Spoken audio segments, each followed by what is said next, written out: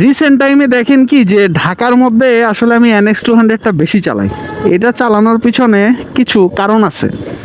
মূলত হচ্ছে গিয়ে যে আমার FZ25-এ দুই সাইড থেকে দুইটা বড় বড় সাইড বক্স লাগানো আছে, যেটা আমি নর্মালি খুলি না, বাট এটা চাইলে ঢাকার মধ্যে খুলে রাখা যায়। আর ওই বাইকটাতে আমি সিটির মধ্যে চালায়া ওই রকমভাবে কমফোর্ট ফিল করি না, কারণ দুনিয়ার জিনিসপত্র লাগানো, বুঝছেন। ওইটার মধ্যে যে হ্যান্ডগার্ড এটাও লাগানো, বাট ওইটা কেমন জানি লাগে ঢাকার মধ্যে চালাইতে। তো ওইটা আমি ঢাকার মধ্যে খুব কম সময় চালাই। তবে বের হব, দেখা গেছে অনেক দিন বন্ধ রাখলে কিন্তু আবার ব্যাটারি বসে যাওয়ার চান্সেস থাকে। আজকে আমি স্টার্ট দিছি কিছুক্ষণ সময়ের জন্য, বাট ম্যাক্সিমাম টাইম আমি NX200টাই ঢাকার মধ্যে চালাই।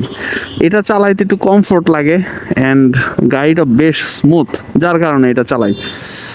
তবে FZ25 নিয়ে ঢাকার মধ্যে চালাবো, এটা বেশি ঢাকার মধ্যে চালানো হয় নাই বলতে গেলে।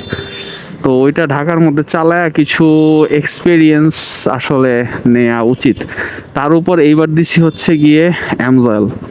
তো অ্যামজয়েলের কারণে পারফরমেন্সটা আসলে সিটির মধ্যে কেমন এটা দেখতে হবে। অ্যামজয়েল আবার কিন্তু হিট রিডাকশনে খুব ভালো কাজ করে, ঠিক আছে। আমার জিক্সার 250-তে আমি অ্যামজয়েল লাগায়া মানে হিট কমানোর জন্য, মানে যে গরমটা হয় ঢাকা সিটির মধ্যে চালাইলে জ্যাম ট্যামে কিন্তু গরম বেশি হয়, তো সেক্ষেত্রে ভালো একটা পারফরমেন্স পাইছিলাম।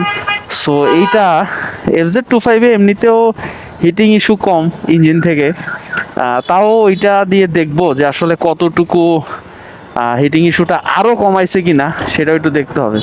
ভাই যেই জ্যামের কারণে এত লেট করে বাইরে এলাম, ওই জ্যাম তো মনে হয় ওই তো একই, যেইলাও সেই কদু, আর 1 ঘন্টা আগে রওনা দিলে একই হইতো।